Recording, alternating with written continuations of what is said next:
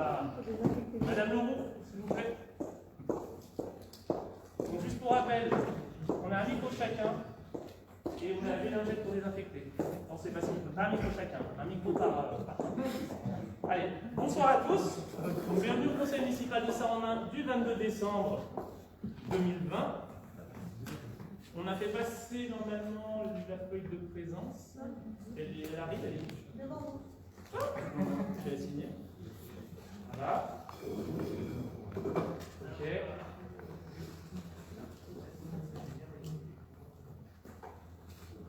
Juste pour information, on a donc 6 pouvoirs. On a Sophie Belmont.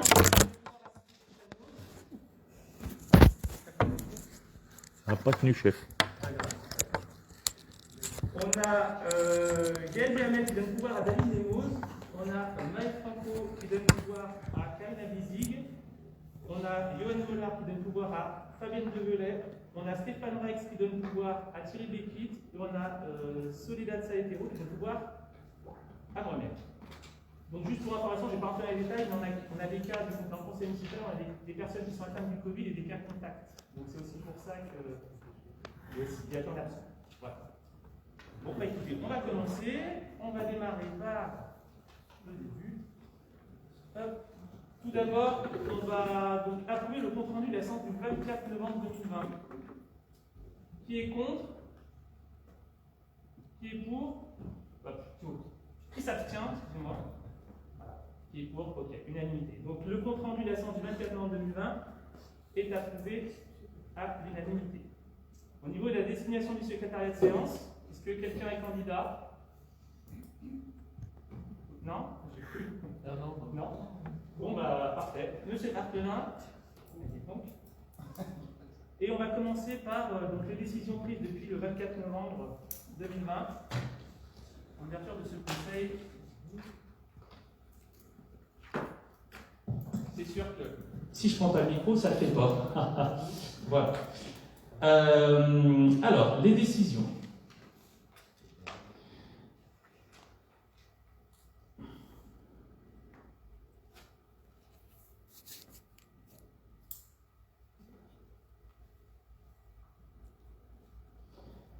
Alors, la première décision, c'est donc le contrat qui unit la Poste et la commune en date du 18 juillet 2019, qui est donc renouvelé pour ce qui concerne la dénomination et la numération des voies et des hameaux.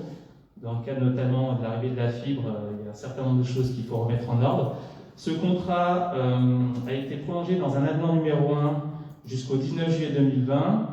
Et donc il y a eu un premier avenant qui a prolongé jusqu'au 31 décembre 2020, et là le but est de signer un avenant donc, pour aller jusqu'au 30 juin 2021. Donc j'ai signé l'avenant.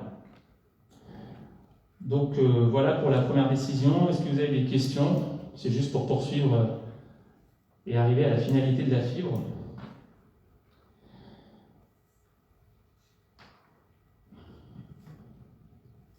La deuxième décision, en fait c'est plusieurs décisions, c'est juste pour mettre en conformité ce qui s'était dit au dernier conseil, c'est le retrait des délégations pour M. Romanotto concernant l'urbanisme et le retrait de la délégation pour ce qui concerne la vie associative, patrimoniale et culturelle de M. Martelin, et de switcher leur délégation. Donc M. Romanotto, à partir du 1er janvier, sera aux affaires, donc aux associations, à la protection du patrimoine, ou à la mise en valeur du patrimoine et à la vie culturelle, et M. Martelin sera à l'urbanisme. On mettra en conformité les commissions à l'issue du prochain conseil municipal de janvier.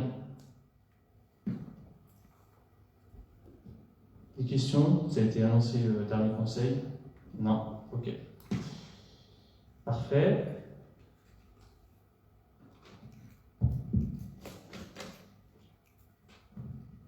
Alors, au niveau des délibérations, dans la rubrique administration, nous avons à nous prononcer sur la résiliation du bail précaire du logement 3 places du Girondin au-dessus de la Poste. Donc la locataire qui voulait partir depuis un petit moment pour différentes raisons, pour laquelle on a fait le forcing pour obtenir une place lors de la dernière commission avec Dynacité pour les logements sociaux, a trouvé un logement rue des Moulins et donc va déménager et elle souhaite résilier son bail au 31 décembre 2020. Voilà. Donc qui est contre? Qui s'abstient? Je vous remercie. Unanimité donc pour résilier ce bail.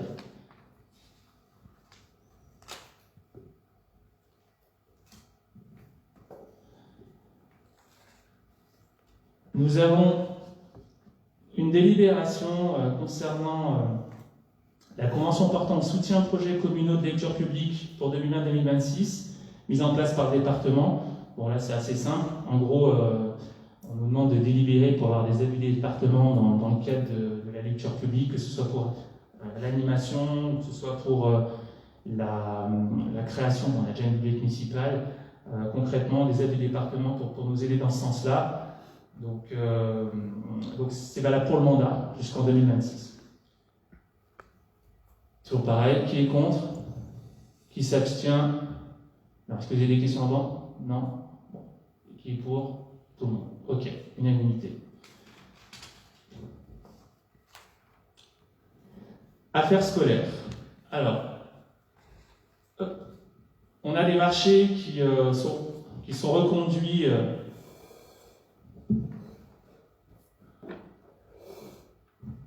On doit reconduire le marché des fournitures de repas.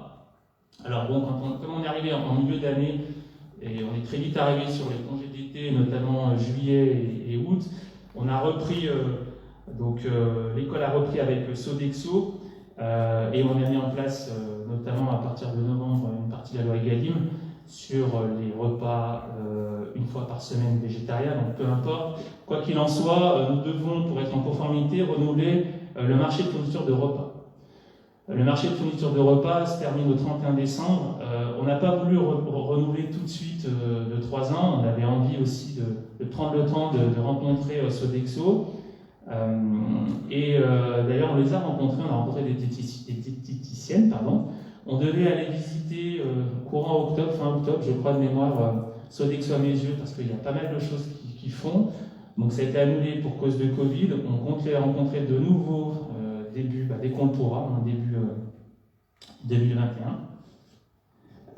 Donc là, ce qui nous est demandé tout simplement, c'est de prolonger. Alors nous, ce qu'on veut, c'est de prolonger, mais on voudrait quand même essayer de voir s'il n'y a pas mieux ailleurs. Peut-être que c'est eux les meilleurs, on va quand même se laisser le temps. C'est l'objet du travail qui sera fait lors du premier trimestre, voire premier semestre 2021, par notamment l'adjointe aux affaires sociales et notre responsable du pôle jeunesse, Sarah.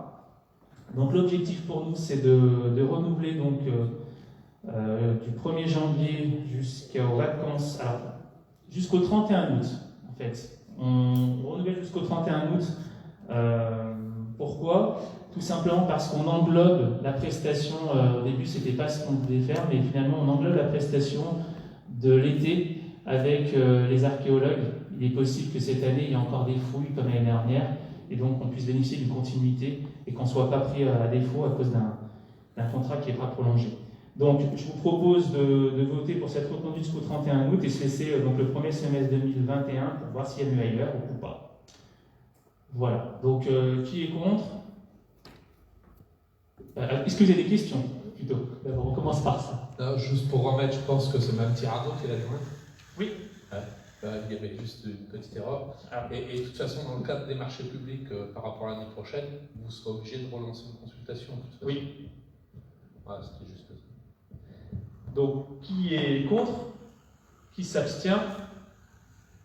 Je vous remercie. Unanimité. Ok. Hop. C'est l'heure du jour défile. On va passer aux finances. Alors, on a fait un certain nombre de travaux. Alors, dans un premier temps, on a installé des blocs phares au niveau du gymnase, donc 4 pour être plus exact, pour un montant de 3 384 € TTC. Donc ce sont des dépenses obligatoires. On a fait faire cette prestation par la société Electro, qui travaille depuis des années pour la commune. Donc qui est contre? Oui. Ah oui, des questions, si vous avez des questions. Non, mais si vous nous dites que c'est déjà installé, c'est une décision. Non, c'est pas installé. Non, c'est pas installé. C'est pas encore installé. Non, c'est pas installé. C'est pour mettre en conformité l'électricité, la sécurité, donc ce n'est pas installé. Donc, une question. Donc, qui est contre? Qui s'abstient? Et donc, unanimité, parfait. Alors, là, on passe donc à l'éclairage LED de l'école et de la mairie. Alors, toujours pareil, c'est une délibération. Alors, il était prévu à la base dans le budget pour un montant de 4 500 € de TTC de mettre des LED sur l'ensemble du bâtiment de l'école. Donc il y avait le côté maternel et il y avait le côté élémentaire. Le problème, c'est que, comme vous le savez, il y a des petits problèmes de toit, on va dire ça comme ça, au niveau des cloches, j'en toucherai un mot après au niveau du tour de table, et il y a un certain nombre d'endroits où il n'y a pas de plaque, il n'y a plus de plaque. Donc on s'est dit qu'on va attendre un peu pour l'élémentaire. Toujours est-il, comme on avait inscrit un certain montant au niveau du budget, on va quand même essayer de voir si on ne peut pas s'en servir pour faire autre chose. Il faut savoir quand même que sur l'école élémentaire, il y a un certain nombre de classes déjà qui sont déjà munies de LED. Donc ce qu'il est proposé au conseil, c'est donc, alors il était pris donc 4 500 € TTC pour l'ensemble de l'école, et finalement ce sera l'école maternelle dans sa globalité qui passera à la LED, plus la mairie. Voilà. De toute façon, quoi qu'il arrive, ça fait 640,80 € de plus, sachant que honnêtement, déjà ne serait-ce que sur un an, je pense qu'on aurait économisé ce montant-là, peut-être pas tout à fait, mais sur un certain nombre d'années, le passage à la LED va faire gagner un gain d'énergie et donc des économies. Donc voilà ce qu'il est prévu. Est-ce que vous avez des questions? Non? Donc on va procéder au vote. Qui est contre? Qui s'abstient? Je vous remercie. Unanimité. Alors, on arrive déjà au dernier point, le plan d'adressage. Alors,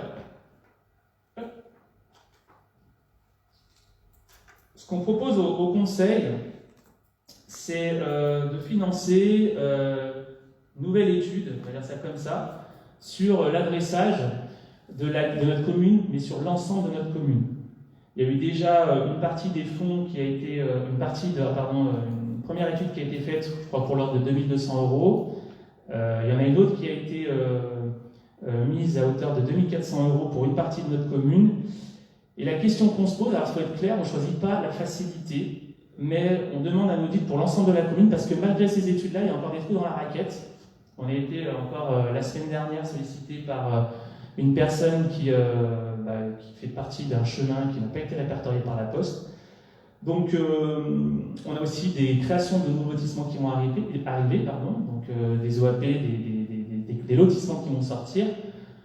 Pour plus de sécurité, malgré le fait qu'en effet, ça va nous coûter dans un premier temps plus cher, mais surtout pour l'avenir, pour que ce soit plus simple, puisque le but du jeu peut-être derrière, c'est de passer un certain nombre, pourquoi pas mal de résidences au métrique. Ça va permettre d'une part d'éviter les bis, les terres et tout ce que vous voulez, d'éviter les rues, les chemins du même nom. Donc ça, c'est déjà une première chose. Ça facilitera la livraison et surtout, ça facilitera aussi la venue des services médicaux et des pompiers. Au niveau du délai, parce qu'on en avait parlé lors de la préparation du conseil, on est sur un délai, premier trimestre, voilà ce qui nous a été dit, donc ça sera fait rapidement. Le coût n'est pas négligeable, je vous l'avoue, puisqu'on est sur un montant de 5 760 €, sachant qu'en fait on rajoute que 2 400 € par rapport à ce qui était déjà décidé. Encore une fois, j'insiste, ça va être compliqué, parce que si demain on décide de passer la commune au métrique, ça s'est déjà fait dans d'autres communes, Il va falloir organiser tout ça. La commune derrière va devoir aussi financer les plaques, les nouvelles plaques, les numéros. Ça va, Pascal? Parfait. Il n'y a pas de souci. Ne vous étouffez pas. Donc il y aura un coût. Il y aura aussi toute une organisation à trouver en termes de soutien administratif. On mettra en place un service au niveau de la mairie pour pouvoir aider les personnes à faire les changements d'adresse, sachant que aujourd'hui la plupart des changements d'adresse se font par Internet.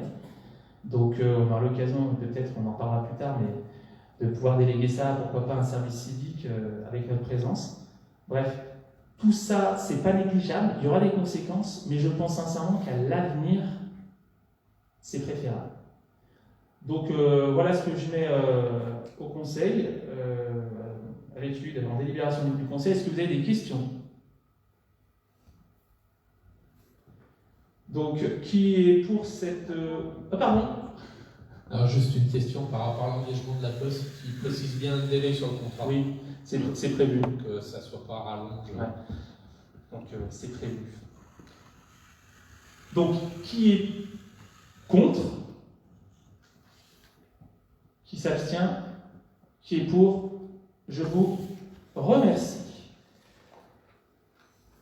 Alors, eh bien, écoutez, on a fini l'ordre du jour.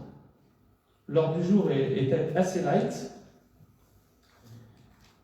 On va commencer le tour de table. Ce n'est pas coutume, je vais commencer, si ça ne vous dérange pas. Je voudrais juste revenir par rapport à ce qui s'est passé la semaine dernière, dans un premier temps, et puis après, vous parler un peu de ce qui s'est passé sur notre commune. Donc, alors, comme vous le savez peut-être, donc je suis vice-président de la communauté de communes des Balcons du Dauphiné. Et en ma qualité de vice-président, j'ai les compétences de l'emploi, l'insertion et du développement économique.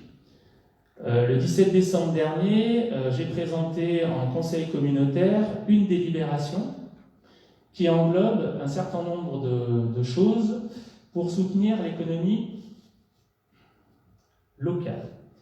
Alors, le but, c'est pas de vous refaire tout ce qui existe, on va vous retrouver sur le site de la Comcom, mais je vais quand même vous en faire un petit résumé, puisque ça va vous concerner, ça va concerner notamment et les habitants de Saint-Romain, mais ça va concerner les commerçants, ça va concerner les entreprises, les agriculteurs, bref. Donc, je vais vous en dire quelques lignes, quelques mots. N'hésitez pas à poser des questions, parce que les questions que vous posez, les personnes qui sont derrière leur ordinateur ou leur smartphone ont peut-être les mêmes questions.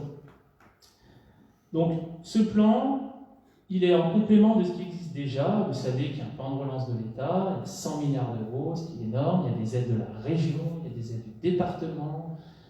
Et la Comcom, la communauté de communes des Balcons Dauphinés, à son tour, donc lance ce plan.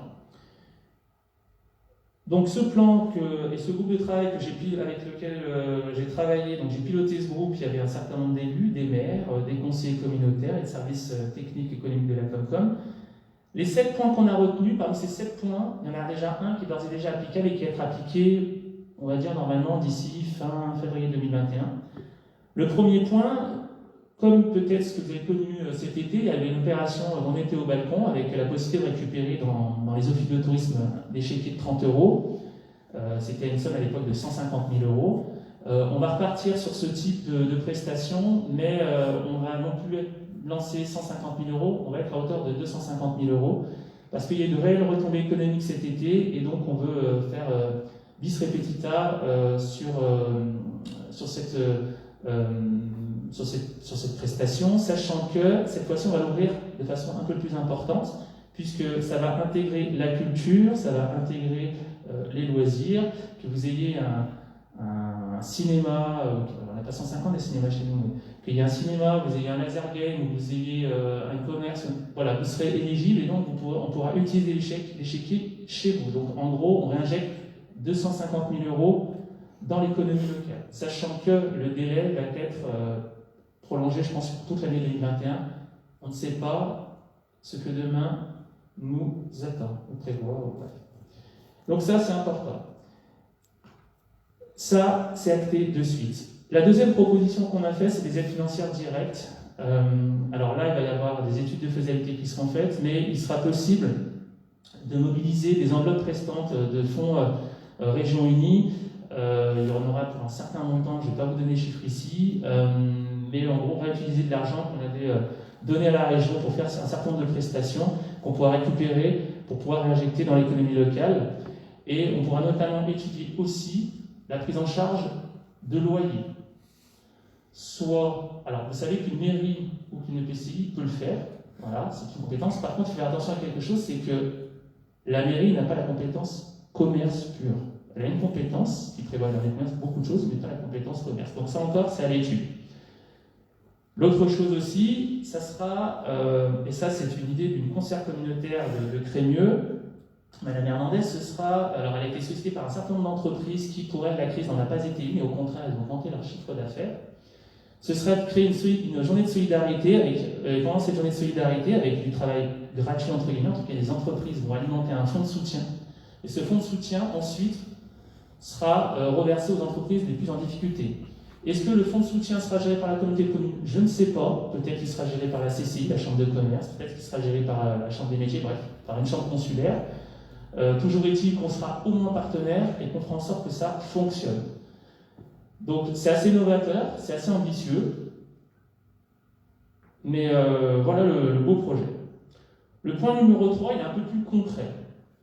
Dans le point numéro 1, dans les fameux 250 000 €, je vous ai dit tout à l'heure, il y a tous les commerçants, je vous ai dit un certain nombre de monde du tourisme, de la culture. Par contre, il n'y a pas les hébergeurs.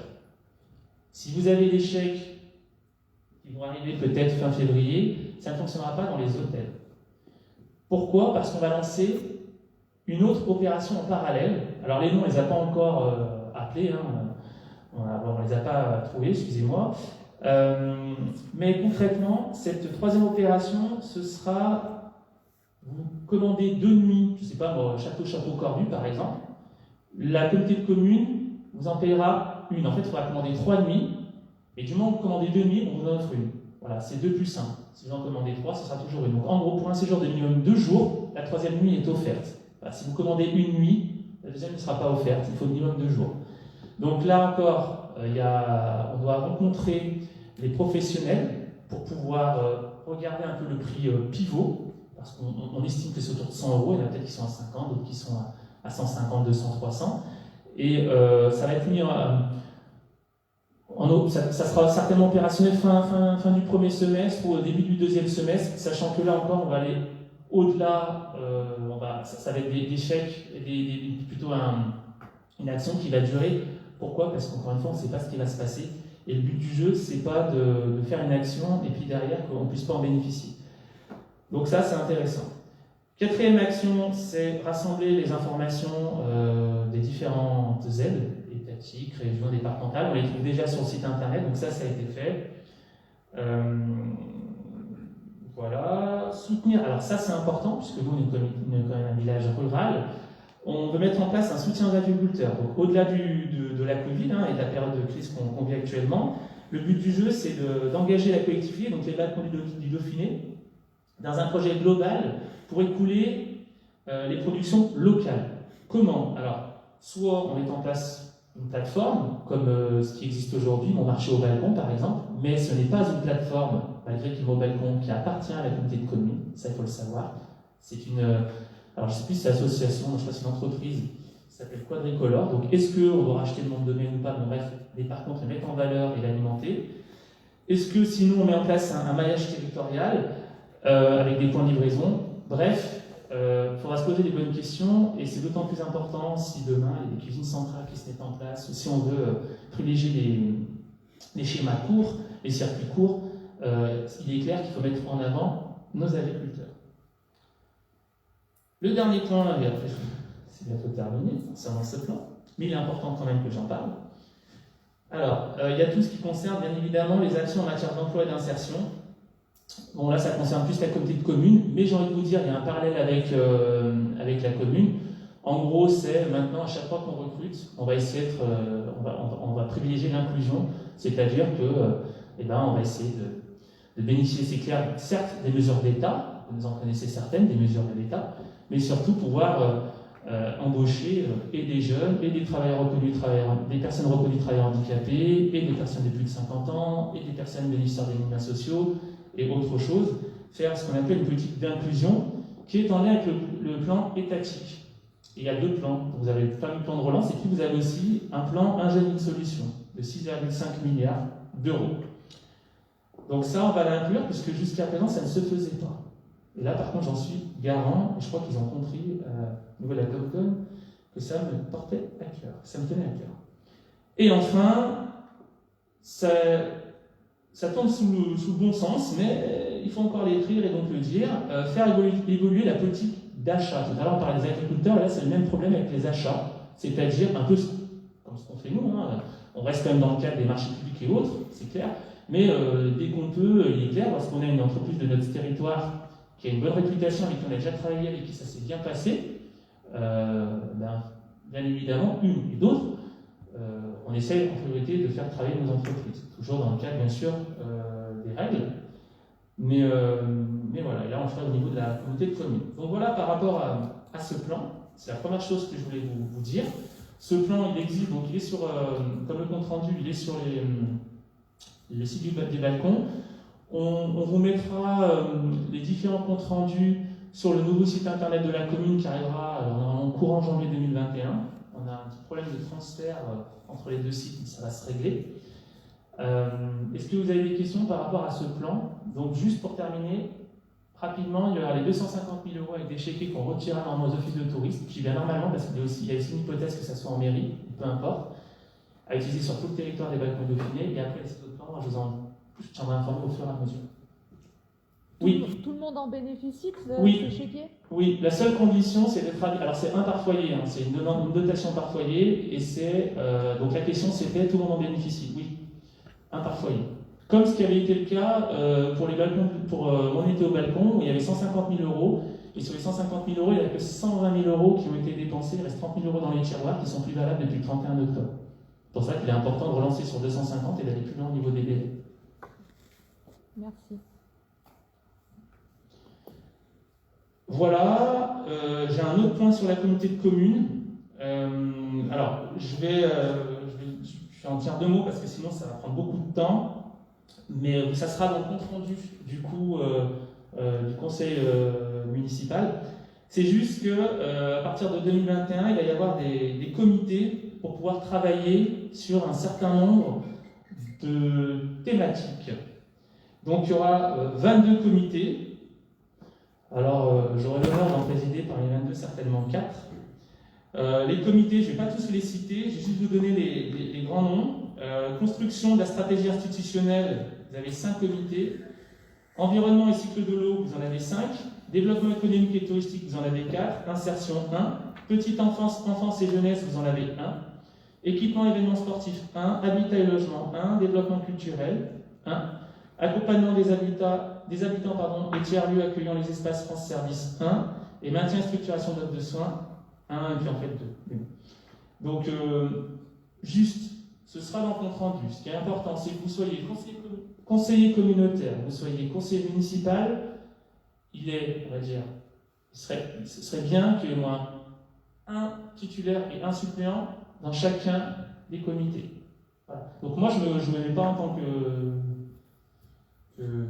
membre des comités, puisque j'en faisais déjà 4, et donc j'aurai déjà assez à faire avec voilà. Donc ça sera dans le compte rendu du conseil municipal. Je vous inviterai à faire remonter donc, à Pascal, par l'adresse contact, les comités qui vous intéressent.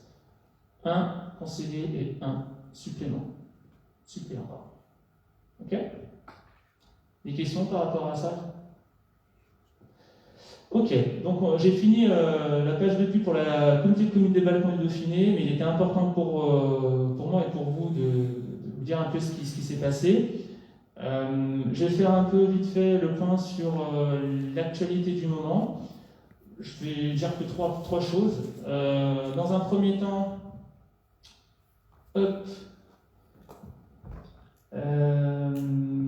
oui.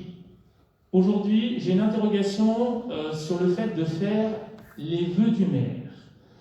On est en train de peaufiner le bulletin municipal Donc j'ai une date en tête, je pense qu'on va mettre cette date, sauf que, comme vous pouvez le penser, je ne sais pas si ce sera possible ou pas.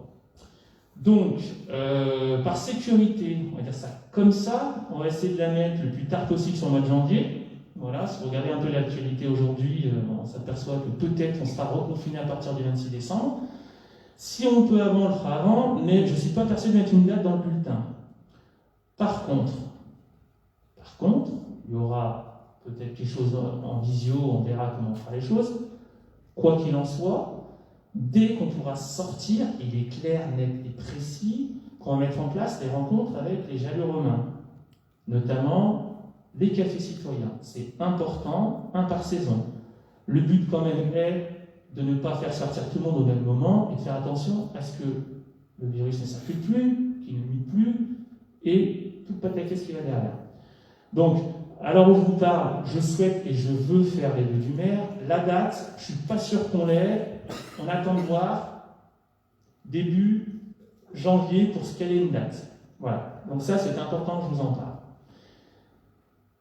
On a prévu, donc on a mis en... Voilà, j'ai fait partir le calendrier aussi des futurs conseils municipaux. Donc ça aussi, normalement, on devrait le mettre dans le conseil, dans le bulletin, pardon. Et donc les conseils, vous aurez les informations.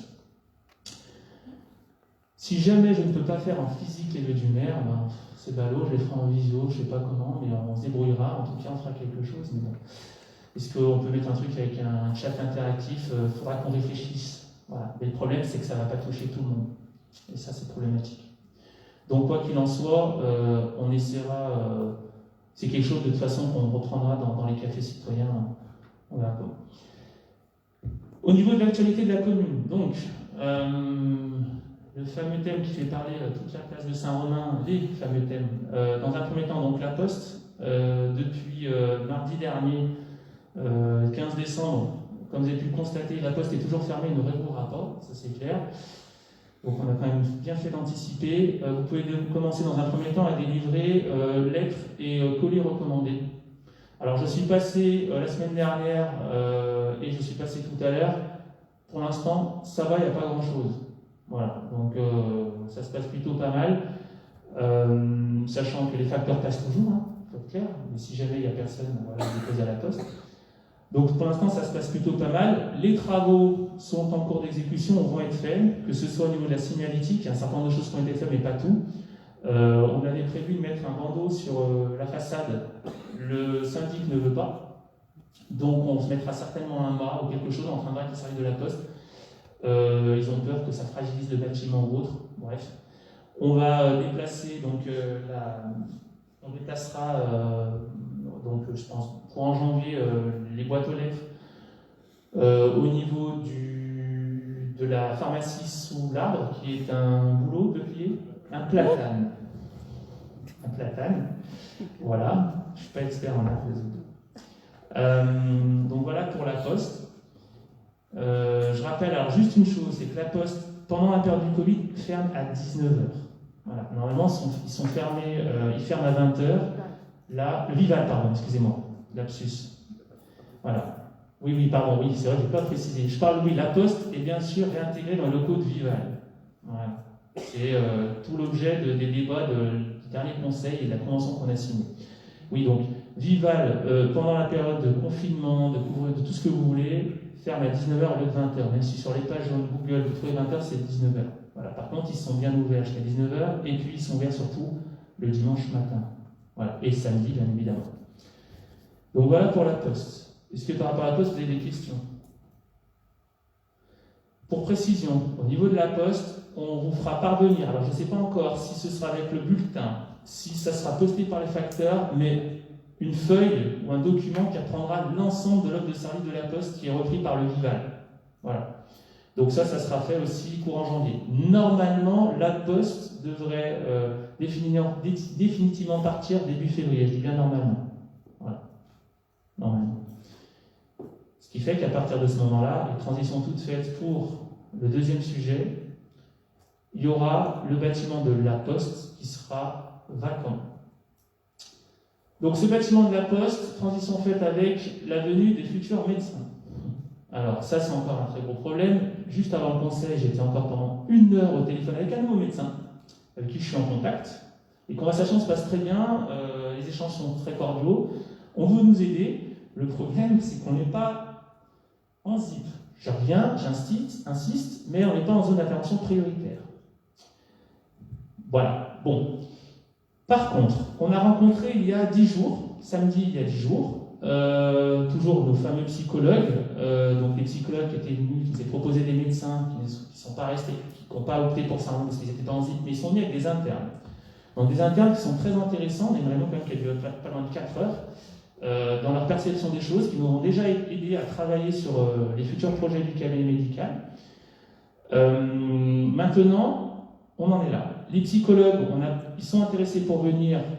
On en est par contre sur la négociation au niveau des loyers. Il faut être clair. Parce que la Poste plus l'ancien cabinet du docteur Dimus, c'est environ 1 700 € de rentrée d'argent. Et on voudrait obtenir l'équivalent. Alors on veut bien dans un premier temps faire, comme ce qui se pratique dans les autres communes, des exonérations de loyer, le temps que les personnes, les praticiens, les professionnels aient leur clientèle et se trouvent leur clientèle. Par contre,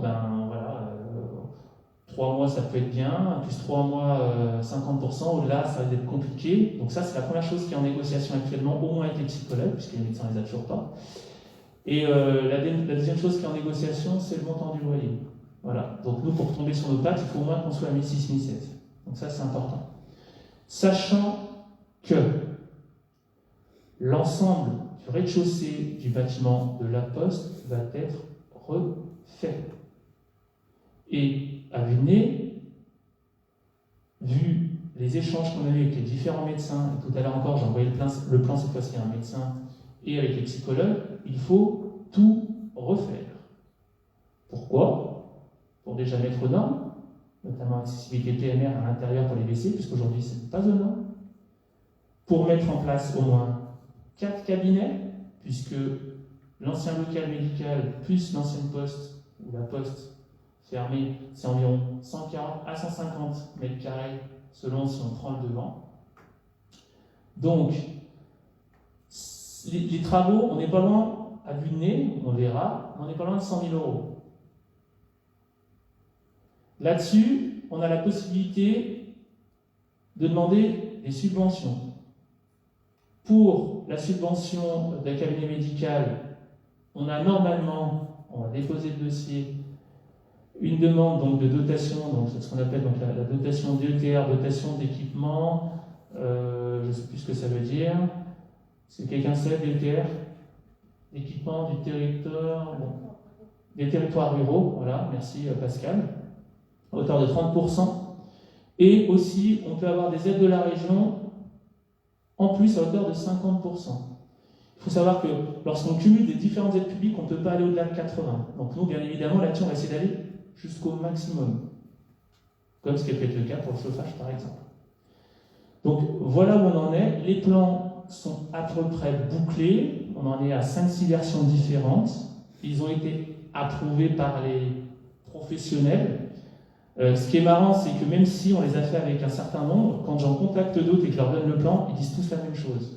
Donc au moins, on n'est pas dans le faux. Si jamais on ne part pas avec les internes, avec les psychologues, on est sûr qu'on est en phase avec au moins le mindset, l'état d'esprit des futurs praticiens qui vont venir. Juste pour revenir au niveau par exemple, des internes qu'on a rencontrés qui sont très intéressants, ces internes seraient vraiment intéressés pour venir sur Saint-Romain.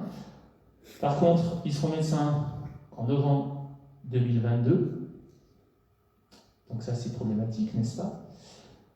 Par contre, ils peuvent faire des remplacements à partir de mai 2021. C'est-à-dire qu'ils peuvent être seuls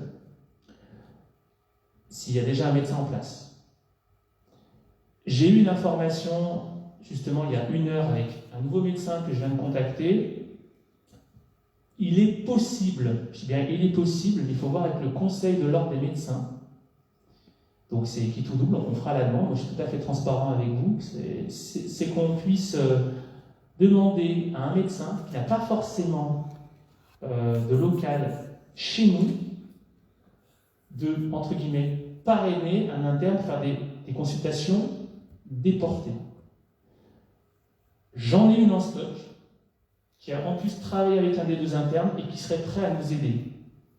Le problème, c'est qu'il faut faire la demande auprès de l'ordre des médecins. Voilà. Ce qu'elle m'a dit aussi, donc c'est eux qui vont décider, ça nous arrange à nous.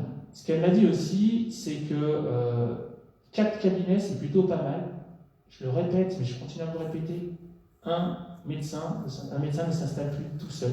Il faut vraiment un ensemble de praticiens, et de préférence au moins minimum 2, 3, voire 4 médecins. Ce qu'elle m'a dit aussi, je ne vais pas dire d'où elle est, parce que pour l'instant c'est secret défense, on va dire ça comme ça, mais que ce soit sur Crémieux ou sur Tignieux, il parle de Saint-Romain, et la situation de Saint-Romain est problématique. Parce que moi-même, je n'ai pas de médecin actuellement, si on appelle, parce que j'avais un médecin sur tout, mais qui est parti à la retraite depuis octobre, j'en ai pas, bref, peu importe. Tignieux, aujourd'hui, ne prennent plus des patients de Saint-Romain, parce qu'ils ont une place pour les Tignolans. Crémieux, c'est kiff-kiff. Ils prennent encore des gens en urgence, mais de là à faire partir d'une nouvelle clientèle, non, ils ne le font plus. Donc, si demain, on n'est plus... Alors, c'est ce qu'elle m'expliquait, hein, j'inventerai, je suis un peu le perroquet, mais on n'est plus comme avant, où un peu les médecins gardaient leur clientèle, et chacun avait son petit truc. Non, aujourd'hui, les médecins travaillent en commun, et les médecins ont tellement de patients que s'il y a des médecins Saint-Romain, ils nous aideront. Moi, j'en ai eu un certain nombre, il n'y en a pas un, alors j'ai eu un mauvais contact avec un seul, c'est pas grave, ça va se régulariser, mais il n'y a pas un médecin qui ne nous aidera pas. Et ça, c'est vraiment enrichissant. Par contre, et tout le monde me l'a dit, la fameuse ZIP, elle est problématique, notamment pour les 40 000 € et les exonérations fiscales. Alors, on est resté aussi avec Sylvie Deschanoz, il y a 75 minutes au téléphone avec l'ARS et le département il y a à peu près 10 jours pour recenser toutes les aides, parce que les médecins ont aussi des aides en donnant à Saint-Romain. Mais c'est sûr que ce n'est pas des aides comme s'ils étaient en ZIP. Et ce qui est très énervant, c'est que Crémieux est en ZIP. Saint-Romain, alors qu'on est voisins et qu'on a le même nombre d'habitants, ne l'est pas. Saint-Romain est rattaché à Charvieux. Et ça, c'est problématique parce que dans le calcul de l'ARS, ils font nombre d'habitants divisé par le nombre de médecins. Ça vous donne un indicateur, un ratio, un chiffre. Et ce chiffre, selon où vous êtes, eh bien vous êtes soit en ZIP, soit vous allez y aller, soit vous n'êtes pas du tout. Et alors où je vous parle, on n'est pas du tout parce qu'on a Tignieux, Pont-Charlouis, Charlieu, donc 4 médecins. Et ça, c'est problématique. Maintenant, ce qui nous a été dit aussi par l'ARS et par le département, c'est qu'il y a un nouveau critère en 2021 qui va rentrer en ligne de compte. C'est-à-dire que nous, on a déjà fait des lettres un peu pour expliquer notre situation, dire qu'on n'a plus de médecins, qu'on a beaucoup de personnes, voilà. Et ils nous ont dit, mais on s'en fiche. Parce que les critères, jusqu'à présent, ils sont objectifs. C'est ce fameux ratio et point barre. Dans ce qui nous a été dit, il va y avoir aussi un critère subjectif. Mais ce critère subjectif, il ne va pas pondérer autant que les deux autres. Mais quoi qu'il en soit, on va essayer bien évidemment de mettre l'accent là-dessus. Et dans les courriers, ce que je n'ai pas fait auparavant, parce que j'étais très concret par rapport au nombre de personnes, par rapport aux personnes de plus de 70 ans, par rapport à certains de jours, je vais demander aux médecins qui nous aident à trouver des médecins actuellement de nous aider à expliquer la situation, par exemple des communes de Crémieux et de Tignieux, qui demandent à ce qu'il y ait des médecins sur Saint-Romain pour aussi les soulager. Voilà. Donc ça, c'est pas ce qu'on a fait dans un premier temps, mais vu que maintenant on commence à avoir des contacts et ça commence à savoir que Saint-Romain cherche un médecin, on va aussi le mettre en avant. Donc voilà, au niveau de la situation médicale, c'est quelque chose qui prend du temps. Pour aujourd'hui, je vous dis, pas de résultat, mais on espère que sur 2021, ça va se mettre en place. Quoi qu'il en soit, le cabinet médical de la Poste sera fait pour que ce soit temporaire, mais durable. Temporaire, pourquoi? Parce que, in fine, vous savez très bien qu'il faudra un grand pôle médical qui est inscrit au PLU, au plan local d'urbanisme, et qui est situé à l'actuelle place du Café Douzet. On ne va pas jeter dehors monsieur et madame Douzet, je vous rassure, pas tout de suite. Mais quoi qu'il en soit, normalement c'est ici. Voilà. On va étudier le projet avec les propriétaires. Si c'est possible, on fera ici. Si ce n'est pas possible, on fera autre part. Mais ce qui est important, c'est que les médecins qui vont venir à la Poste et qui vont nous aider à faire les cabinets de la Poste, ils vont nous aider de suite pour le projet qui prendra du temps, parce que là on parle de tout casser, tout raser, de reconstruire, projet qui prendra du temps, de pôle médical et non plus de maison médicale, où là on est sur à peu près 10 cabinets. Voilà. Donc c'est un tout. La mairie ne peut pas mettre la charge dans les deux. Elle ne peut pas un peu faire à sa sauce et dire après aux patients de venir. Non, si on ne les intègre pas tout de suite, on est mort. Et ça, c'est unanime dans tous les discours, que ce soit avec les médecins, les paramédicaux, les CLAS, les départements, ils nous l'ont tous dit. Donc voilà pour le point médecin et médical. Est-ce que vous avez des questions? Non. Dernier point, et après promis, j'arrête de parler. Mais c'est des affaires que je suis de près. Il y a beaucoup d'affaires qu'on suit, mais des choses qui tiennent plus à cœur que d'autres, en tout cas qui sont plus dans l'intérêt général. Mais là, c'est moins dans l'intérêt général, mais c'est la toiture de l'école. Alors, la toiture de l'école, on a reçu, là c'est bon, on a reçu à peu près pas mal de choses. Si, je ne vais pas reprendre la genèse, mais normalement, on devait avoir une expertise judiciaire le 17 décembre. Au préalable de cette expertise judiciaire, j'avais demandé à notre avocat et assureur d'essayer de lancer en parallèle une procédure à l'amiable. Et dans cette procédure à l'amiable, il fallait un certain nombre de solutions, que si jamais les futurs, dans les futurs travaux, en fait, si les parties prenantes de la procédure judiciaire acceptaient nos solutions, bien évidemment qu'on arrêterait la procédure. Une procédure judiciaire, je pense que vous le savez tous, c'est 1 an, 2 ans, 3 ans, 4 ans, 10 ans. Voilà. Donc, on les a rencontrés en novembre, je ne sais plus de mémoire, c'est le 17, un truc comme ça, c'était un mercredi, donc peu importe, on avait parlé, je crois, au conseil, et ils étaient tous d'accord. Les entreprises savaient ce qui n'allait pas, et les experts ont chiffré ce qui n'allait pas. Et en plus, ont chiffré ce qu'on appelle les dommages consécutifs. Il ne manquait plus qu'à avoir leur retour et savoir s'ils allaient payer.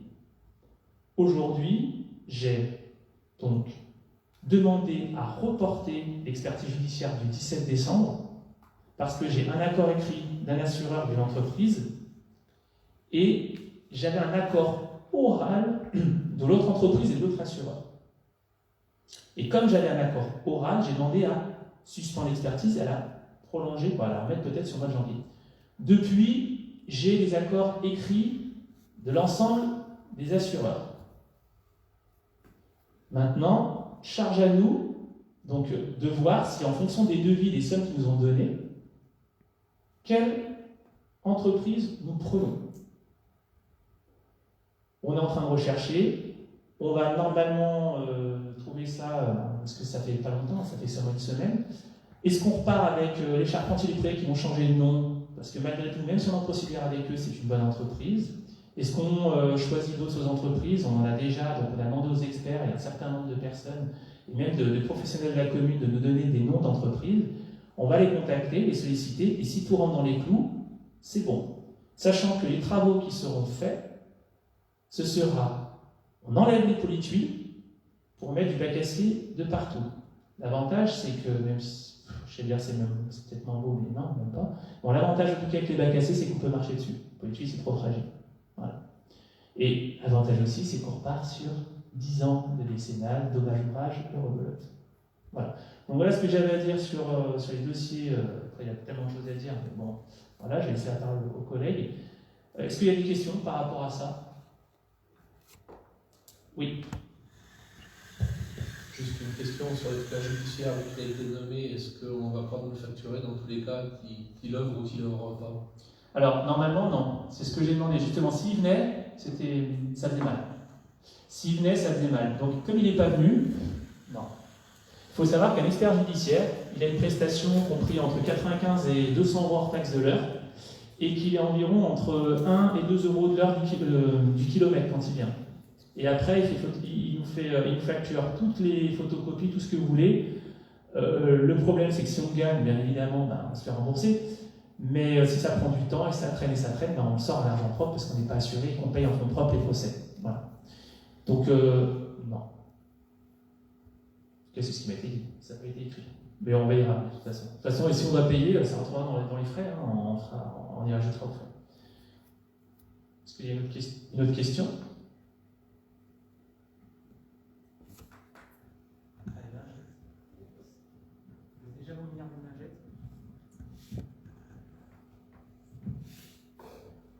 Alors on va faire un petit point sur les associations, qui vous en doutez c'est un petit peu calme. Donc là on a rencontré M.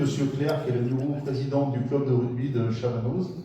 Le SOPCCT, c'est le sport olympique de Pont-de-Charluy, Charlieu, Chavanoz et Tigneux, où on n'a que 7 jeunes de Saint-Romain qui jouent pour l'instant. Bon, ils nous ont dit qu'on avait effectué une baisse de subvention qui ne leur pose aucun problème, qu'avec 200 adhérents et des ententes avec des clubs comme le SSBJ de Bourgoin, enfin, le CSBJ, ça leur pose vraiment, c'est vraiment un club qui tourne bien, donc aucun souci avec ça. Et on a pu s'entendre sur plusieurs choses. Enfin, c'est des projets. Donc le président il accepte avec plaisir notre invitation pour le prochain forum des associations, qui permettrait peut-être de développer un peu plus le rugby à Saint-Romain. Et la possibilité d'être visible aussi sur nos réseaux sociaux, qui sont très fréquentés. Et une aide logistique éventuelle, comme le prêt du minibus pour pouvoir les s'entraîner à Mexigneux. Bon, ça reste encore un projet, suivant la faisabilité des choses. Et après, il nous a dit aussi, ce qu'il recherchait, c'est des créneaux dans les gymnases du coin. Donc si vous connaissez des gens qui ont des créneaux dans les gymnases, on sait que c'est assez compliqué, mais s'il reste encore un petit peu pour eux, pour qu'ils puissent s'entraîner de temps en temps. Et donc après, on va passer à l'archéologie.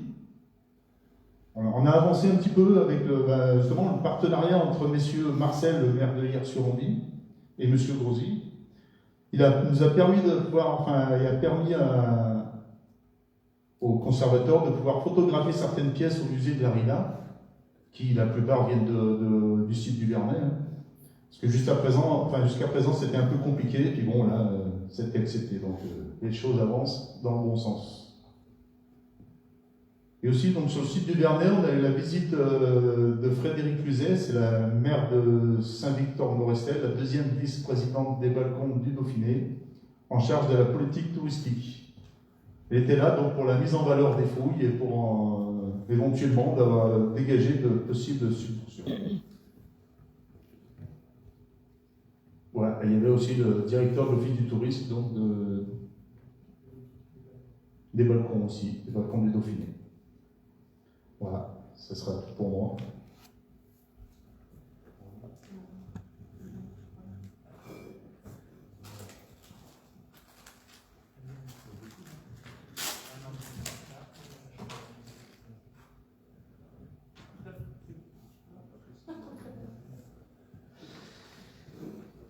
Donc pour faire une situation sur les points de travaux, sur cette fin d'année, on a fini la mise en place de la climatisation à l'école maternelle de Saint-Romain.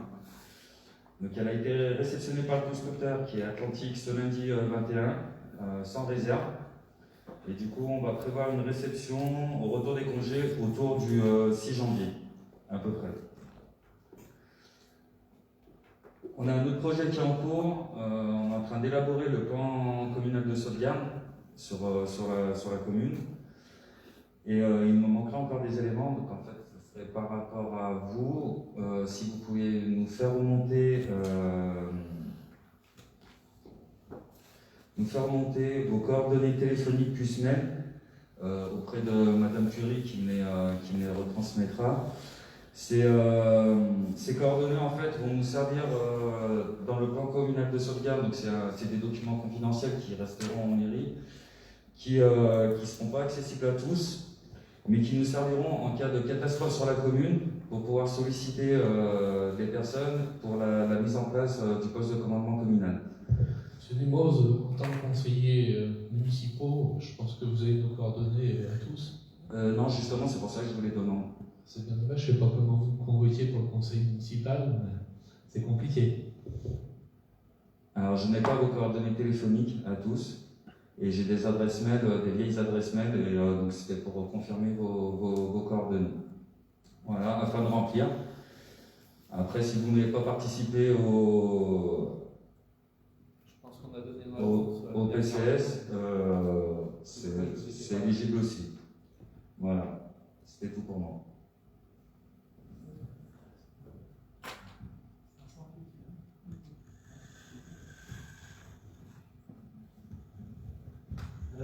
Sur Sur la partie environnement, moi, je voulais revenir sur le sujet d'actualité concernant la Covid qui nous occupe.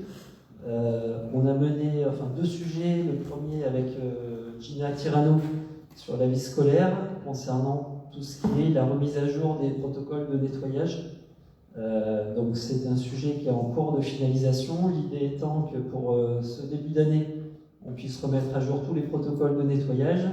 Nous avons également revu notre fournisseur en termes de chimie, parce qu'il y avait besoin de rationaliser les détergents de nettoyage, rationaliser d'un point de vue clairement méthode, et puis coût également, parce que la période de Covid, on a un peu fait aussi les choses en vitesse clairement, et avec les stocks qu'on avait à disposition. Donc aujourd'hui, ça permet de voir un petit peu plus sur l'avenir et d'uniformiser les choses. Ce qu'on fait sur la partie vie scolaire, bien entendu, est également déployé sur l'ensemble des bâtiments communaux, de toute façon, pour rester en conformité avec la réglementation. La deuxième étape, parce que la partie détergence, c'est aussi l'idée de passer à terme sur les produits écolabels. La période du Covid ne le permet pas, parce qu'on doit prioriser, bien entendu, la désinfection, mais tous les produits pour lesquels on pourra basculer en écolabel, on le fera, ou du moins éco-responsable. En tout état de cause, il n'y a pas de produits qui sont considérés comme CMR, donc cancérogènes, mutagènes, et pouvant causer des gènes pour la reproduction utilisés par la commune. Et on a également revu les conditions de stockage au niveau des produits de nettoyage. Voilà. On a également le sujet, alors il n'y a rien d'acté, mais on est contacté, je ne vais pas dire tous les jours, mais donc c'était suivi également par Sylvie de Chanoz. La grande mode, c'est les purificateurs d'air. Donc toutes les semaines, pour pas dire tous les jours, on a un nouveau fournisseur qui nous contacte pour nous proposer son appareil en disant que forcément c'est le meilleur. On ne peut pas dépasser les 100%, mais s'il pouvait le faire, je pense qu'il le ferait. Aujourd'hui, alors il y a des subventions qui vont être mises en place.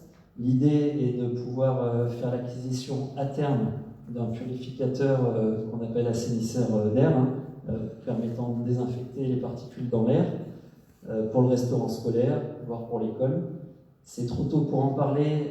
L'idée n'est pas de se jeter sur le premier appareil qui viendra, donc on étudie ça avec Sylvie de Chanoz au CCAS pour être sûr et d'avoir les garanties d'un point de vue test labo avant de faire l'acquisition de l'appareil, au-delà du fait qu'il soit financé par des subventions ou pas. Voilà.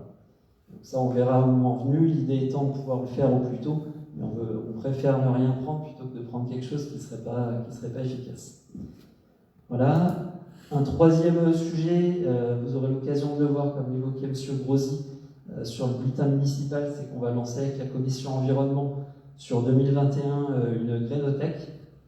Donc le principe d'une grainothèque, qu'on peut appeler également troc graines, c'est de mettre en place un lien un petit peu intergénérationnel entre les différents habitants de la commune au niveau des jardiniers. Qu'on soit débutant ou confirmé, on a la chance pour un grand nombre sur Saint-Romain, quelles que soient les générations, d'avoir un jardin ou d'avoir la place pour le faire. Et l'idée, c'est de pouvoir mettre en pratique un échange de graines, donc un échange de graines par certains jalus romains, en échange de quoi? D'un jeton. Ce jeton permettra de faire l'acquisition d'un nouveau sac de graines. Donc c'est pas du tout d'échange monétaire, c'est vraiment des bonnes pratiques. Il y a plusieurs dates qui seront identifiées dans le cadre du bulletin, et on a également mis en place un règlement intérieur qui sera travaillé et finalisé sur le mois de janvier. Voilà. La première date aura lieu le 20 février et vous verrez ça sur le bulletin. Voilà. Peut-être des questions, je ne sais pas. Oui. Juste une question, est-ce que vous avez prévu de continuer? On faisait 1 ou 2 journées de voyage dans l'année qui commençaient à fonctionner un peu, ça permettait de réduire la déchets aussi au niveau de la déchetterie. Alors, pour l'instant, on ne remet pas en cause. C'est plus une projection de dire aujourd'hui, on doit surtout travailler, alors c'est l'occasion d'en parler, mais on voit de plus en plus les différents axes de Saint-Romain qui sont parsemés de mauvaises herbes. Il va falloir se familiariser avec, parce que dans la continuité de zéro pesticide, il n'y a pas de solution miracle. Donc le broyage en fait partie.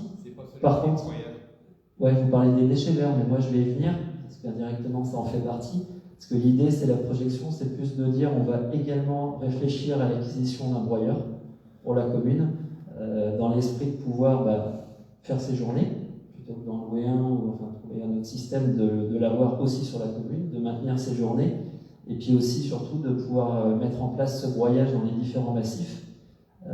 On a un guide composteur sur la commune qui est en train de passer qui a acquis son niveau 2, qui est sur le niveau 3, donc parmi les agents techniques, et qui sera également en charge de déployer ça. Des essais ont été faits cette année sur des massifs où justement le broyage a été mis en place et ça a été très bénéfique pour les repousses vertes. Donc si, en fonction aussi des contraintes financières, si on peut faire l'acquisition de ce broyeur, clairement, ça permettra d'y répondre et puis de régler un autre problème aussi pour les mauvaises herbes, on va dire.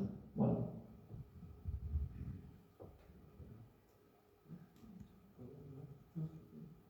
En 2000. Ah non.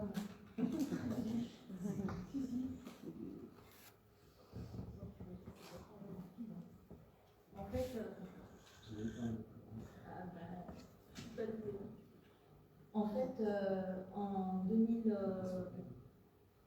Si, c'est bon, on parle plus dedans. Pas plus dedans.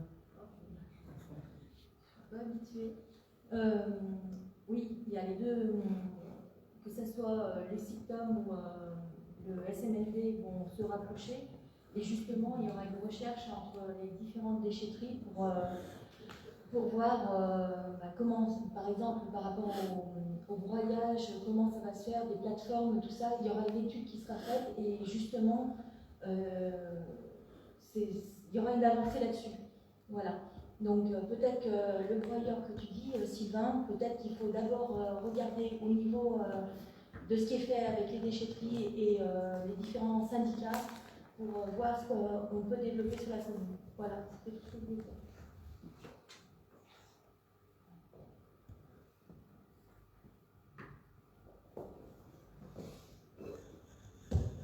Juste par rapport au CITOM, j'ai vu les comptes rendus, on s'oriente quand même vers une assimilation du SMND, enfin de la partie SMND sur le CITOM de Morastel. Il faudra qu'on soit quand même très regardant, puisque on a déjà vu l'uniformisation des tarifs pour nous, c'était pas un cadeau.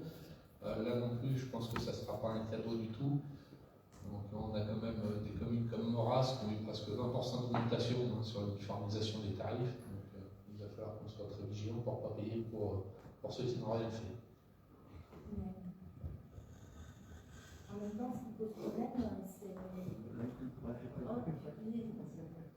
temps, ce qui pose problème, c'est que justement, les SICTOM se demandent comment ils vont absorber le SMND. Et voilà, donc je ne sais pas, nous on arrive un peu là, et c'est vrai que j'ai l'impression qu'il y a beaucoup de travail pour savoir. Parce qu'eux aussi, de leur côté, ils se demandent comment, d'un seul coup, c'est presque leur équivalent, avec pas du tout le même fonctionnement. Et ça pose pas mal de problèmes. Et quand on est un peu dedans, on voit les choses différemment. Voilà. Alors, le souci, c'est que c'était très politique par rapport au territoire de la CCBD, puisqu'on a voulu tout ramener sur Morastel plutôt que de rester sur RE. Et c'est vrai qu'on n'a pas le même système, sauf qu'on s'oriente vers un tarif unique pour chaque habitant, mais pas avec le même service. C'est-à-dire que vous avez des communes qui ont 2 ramassages par semaine, qui ont le ramassage des recyclables au pied de leur domicile et qui paieront le même prix que, par exemple, une commune comme Saint-Romain, qui aura un ramassage par semaine et le recyclage à la déchetterie ou au point d'apport volontaire. Donc c'est surtout là-dessus, je pense qu'il faut se battre, puisque à service identique, même prix, enfin moi j'y vois pas de problème, mais par contre quand le service n'est pas identique, je vois pas pourquoi on payerait au bénéfice d'autres communes. Oui, c'est tout à fait vrai, mais en même temps, ils sont en train de regarder pas mal de choses, parce qu'il y a des expériences qui sont faites, parce qu'il y a aussi que les biodéchets, donc c'est vrai qu'il y a beaucoup de choses à penser. Il y a une assimilation d'un syndicat dans un autre, et en même temps, enfin d'une partie, et en même temps, il y a des innovations pour essayer de réduire les frais. Il y a beaucoup de choses. Oui, et réduire les déchets. Et puis l'histoire de la plateforme, là aussi, ça ne se peut pas se faire comme ça. Il faut regarder si on peut en faire une. Ils sont à la recherche, justement, de notre côté, voir s'il n'y a pas un autre endroit qui pourrait accueillir ça comme ils ont de leur côté. Voilà.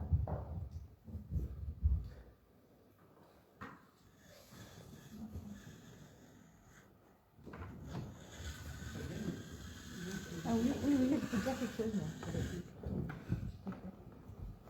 On a fait la tournée le 12 décembre là, au niveau du CCS des colis, et il y a des personnes qui m'ont demandé pourquoi on ne faisait rien pour la circulation au niveau des camions sur Saint-Romain. Et ensuite, savoir si il était possible de mettre les jumelles, les gendarmes, parce qu'ils trouvaient que la vitesse était un peu forte pour certains. Voilà. Bon, Fabienne, on n'a pas fait la même tournée du CCS, mais j'ai eu les mêmes questions, les mêmes remontées. Donc, je vais donner les mêmes réponses que j'ai données aux personnes. Bon, malheureusement, je vais me redire, mais la sécurité, on a un policier municipal, on va en recruter un autre en fin d'année. Mais bon, il faut être clair qu'il ne peut pas pour l'instant Tony de partout. Et puis de toute façon, c'est 22 € si Tony voit quelque chose. Et bon, il y a tellement de choses à faire, c'est juste pas possible. Sinon, il y a la gendarmerie. Je le redis, ils sont 18 pour 20 communes. Régulièrement, je les appelle ou je les ai au téléphone. D'accord ? Je le rappelle que notre référent, c'est l'adjudant-chef de Crémieux qui est très réactif. Ils font, alors même si on ne voit pas, ils font des contrôles radars, ils en font. Ils prunent. Je le sais parce qu'ils me le disent. Maintenant, le problème, c'est que c'est 24 heures sur 24, 7 jours sur 7, les excès de vitesse. Les camions, c'est pareil. Donc, c'est à l'heure du jour des commissions travaux, des commissions sécurité, pardon. Mais honnêtement, voilà, on peut parler de ça. On peut parler aussi des différents accidents qui ont lieu au niveau du carrefour de la pharmacie. La semaine dernière, il y en a eu 2 en une semaine, un mardi et un vendredi. Voilà, on sait qu'il y a des zones accidentogènes. Moi, je sais que je suis en train de monter un dossier à charge avec le département, mais concrètement, et c'est ce qu'on m'a dit, alors là, en l'occurrence, c'était plus la région qui m'a répondu, tant qu'il n'y a pas de mort, on ne bouge pas, mais on va les faire, on va les fabriquer, les morts, hein, je veux dire, à un moment donné, voilà. Donc, il y a des choses à faire, c'est clair. Il y a plusieurs façons de... Quand j'ai fabriqué, bien évidemment, c'est artificiel, hein, d'accord, on va, peu importe. C'est vrai que c'est filmé, peu importe. Je retire. Non, mais tout ça pour dire qu'on en est conscient. La question, c'est qu'on a bien vu, il y avait une chicane qui avait été faite en venant dire sur Ambiverna, Lérieux, pardon, et ça ne fait pas plus ralentir, hein, pour avoir vu les époux, j'allais dire leur nom, mais voilà, les riverains, ça ne fait pas plus ralentir. Des deux dames sur une départementale, ben, amusez-vous bien, avec des ploc-ploc, les camions et tout ça, ça fait un bruit pas possible, c'est pas bon. Le mieux, c'est de ralentir avec, par exemple, au niveau de la pharmacie, faire un rond-point, mais les camions, voilà. Est-ce qu'on va englober ça avec le futur pôle? Je ne sais pas. Une chose est sûre, c'est que l'incivilité des gens, il y en a eu avant, il y en aura après. On ne peut rien faire. Il y a des opérations coup de poing. Moi, je vous avouerai concrètement que le prochain profil du policier municipal, il aura un profil complémentaire à celui de Tony, et plutôt côté, on va dire, avant la répression, pédagogie, mais une fois. Pour le reste, s'il faut, le budget, c'est pas qu'il ait un quota, mais s'il faut que demain, il soit très régulièrement au niveau de la route de l'Oyette ou au niveau Girondin ou ce que vous voulez, au Giry, ben, il y sera. Après, c'est sûr que c'est 22 €. Ça fait, voilà. Les jumelles, c'est pareil. On a Darmanin qui donne peut-être la possibilité de nous faire mettre des radars. Les radars, c'est pas bon. Les radars, c'est pas bon parce que tout le monde sait où ils sont. Voilà. Les jumelles, c'est intéressant. Est-ce qu'il faut... Je sais pas, voilà. Tout ça, c'est à l'étude, on en est conscient. Et si quelqu'un a la solution miracle, intelligence collective, merci de nous faire remonter. Avec grand plaisir, et même s'il faut investir.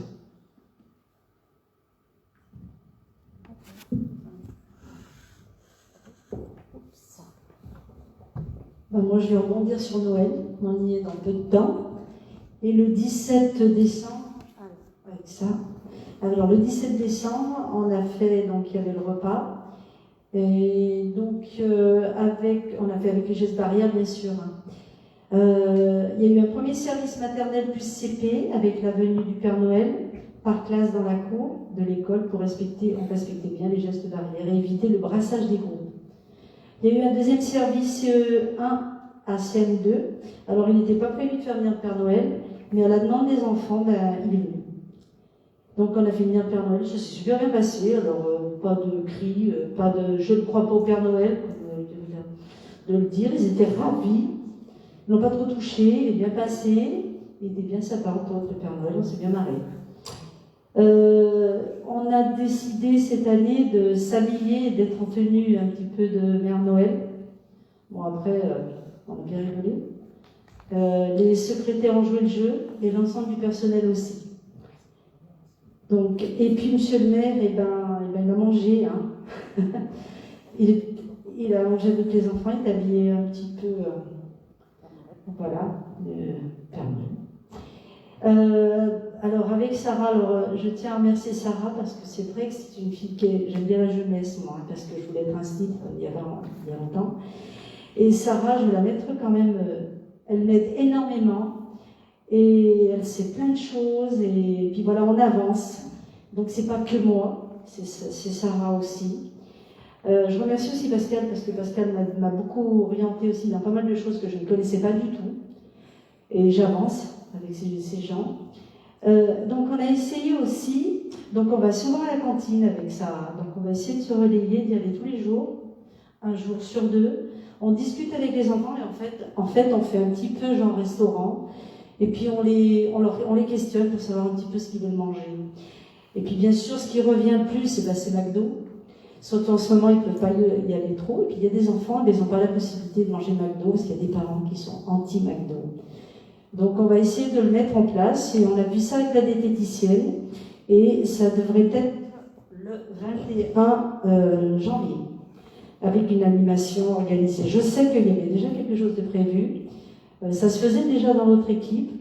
Donc, mais là, c'est sur demande des enfants. Or, je ne sais pas comment on dit ça, mais bon, bref. En tout cas, on le fait le 21 janvier.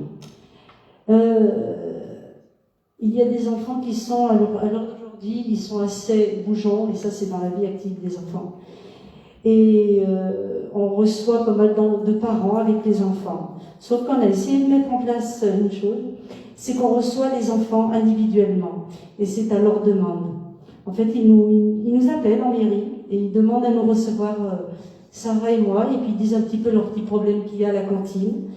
On fait un peu de psychologie peut-être, mais n'empêche que ça marche. Et puis après, on va discuter avec eux et l'ambiance est beaucoup plus saine. Donc du coup, on a essayé de mettre ça en place avec Sarah, et puis voilà. Et puis, je te donnerai la suite, parce que du coup... Et puis, juste pour dire que tout se passe très bien, au niveau de la cantine, l'école, le ménage, tout est bien fait, donc il n'y a aucun souci. Voilà, puis j'espère que ça va durer. Voilà. Et je passe, parce que c'est la suite, hein, Alors, pour le CCS, ça a été un mois très, très chargé, le mois de décembre. Donc, il y a eu notre sapin en extérieur. Nous avions demandé aux enfants de nous faire des décorations et franchement, ils nous ont fait des trucs superbes. Donc, ils sont venus, ils ont eu 3 soirs de suite pour venir apporter leurs décorations qu'on a posées sur le sapin. La classe de Madame Franco, le CP, a aussi fait des décorations. Et ils sont venus le lundi, je crois, tous ensemble, poser leurs décorations. Je voulais aussi remercier l'entreprise Electro qui nous a fourni les jolies guirlandes lumineuses bleues et Centracor qui nous a fourni la guirlande blanche et aussi des décorations, ce qui permet d'avoir un superbe sapin. Le 12 décembre, nous avons fait la tournée des anciens. Donc cette année, elle n'était pas super parce qu'on n'a pas pu aller chez eux, étant donné les circonstances. On a été obligé de refuser le petit café, la petite papillote et tout ça parce qu'on ne pouvait pas rentrer chez eux. On leur a juste déposé leur colis. On a pris de leurs nouvelles et ça s'est bien passé. Puis après, on a enchaîné avec le 17 décembre. Nous avons donc le matin... puisqu'on ne pouvait pas faire l'arbre de Noël, que les enfants ne pouvaient pas voir le Père Noël, on a décidé d'emmener le Père Noël à l'école. Donc pour les classes de maternelle, comme ils n'avaient pas de masque, on a fait une photo le matin, et l'après-midi, on leur a porté leur photo, c'est-à-dire chaque enfant est reparti avec une photo de sa classe et du Père Noël. Pour les CP, le Père Noël est passé aussi leur apporter leurs petits cadeaux. Pour les autres classes, nous y sommes allés avec, donc il y avait Sarah, il y avait Sandrine aussi, qui est aussi au CCAS. Et chacun a reçu son petit cadeau. Et puis le 17, on a enchaîné avec les dons du sang. C'était une journée très active.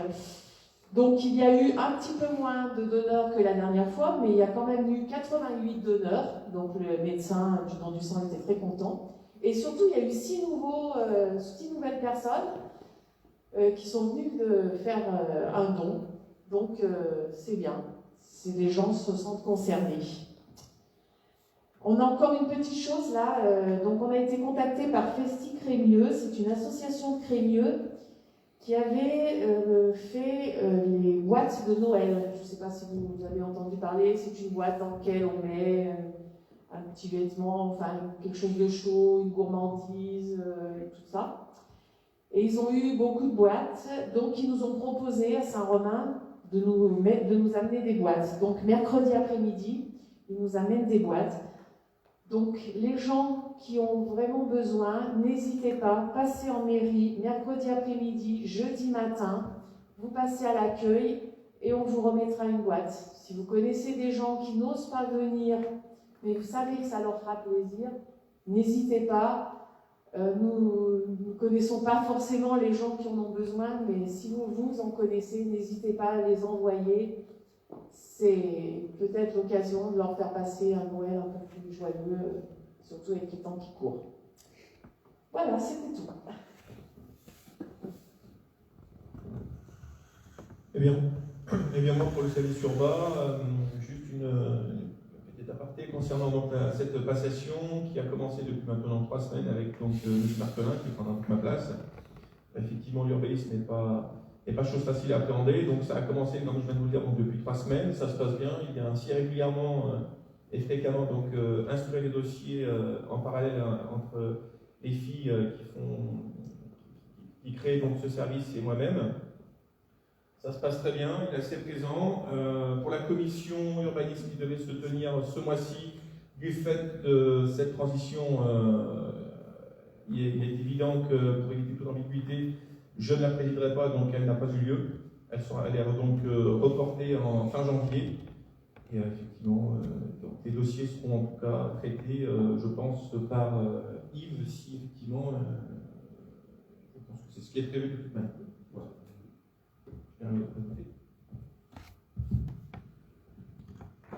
Avant juste de conclure, une dernière petite information. On a été sollicité aussi par Crémieux dans le cadre d'une demande de la région pour faire, en tant que bénévole, pour participer au dépistage. Donc on a eu Gina qui a passé, c'était vendredi dernier je crois. 800, tu as le nom ? Oui. Sur 800 que 10 positifs. C'est exactement ça. Il y a 800 personnes de testées et que 10 positifs. Alors tu dis que 10 positifs. Et moi j'ai eu donc le médecin tout à l'heure, j'ai eu juste avant le conseil, qui me disait, donc elle a fait les dépistages, elle me dit que c'est beaucoup. Oui. Voilà. C'est beaucoup, 10 pour 800, c'est beaucoup.